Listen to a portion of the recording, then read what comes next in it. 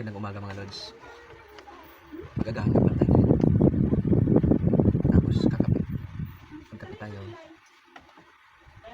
Sabay agahan. Ito din yung ulam ko sa gabi mga lods. Yan. So isang asin, chili. Delivery time ko nga pala ngayon mga lods, no? Kasi Miyerkules ngayon. Nakita ko kanina sa Pure Gold. Sobrang daming delivery. Kaya kailangan natin kumain ng marami para may lakas pang hakot mga lods. Maraming delivery kasi ngayon mga lods. Olsi, Rebisco, Mondi, Mondiles, saka Century yung sa akin. Konti lang ang delivery ko mga lods, no? Nasa 20 cases lang. Pero yung mga kasabayan ko sobrang dami. Sa amin kasi mga lods, kailangan namin magtulungan.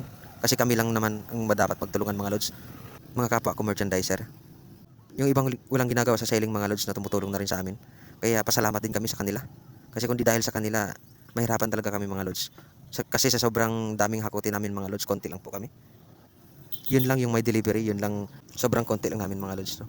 Kaya salamat talaga kami sa mga tumutulong sa amin. Yung walang ginagawa sa selling, lumalabas sila.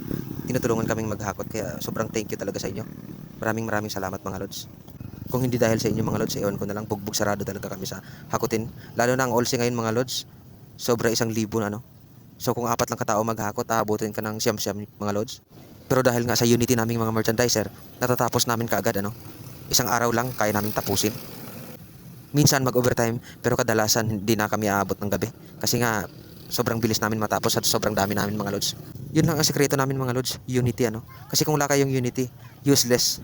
Imbes na mapabilis yung trabaho, mas lalong babagal, ano? Lalo na pag magkanya-kanya mga lods. Malaking pasalamat ko dito sa mga kasamahan ko mga lods kasi nga yung unity talaga namin is grabe. Tulong-tulungan talaga. Kung sino yung ma-delivery, pinagtutulungan. Kaya madali naming matapos yung trabaho. Kung sino yung day off mga lods, yung selling area, dinidisplihan din ng present mga lods, no? Kaya maraming salamat sa inyong lahat.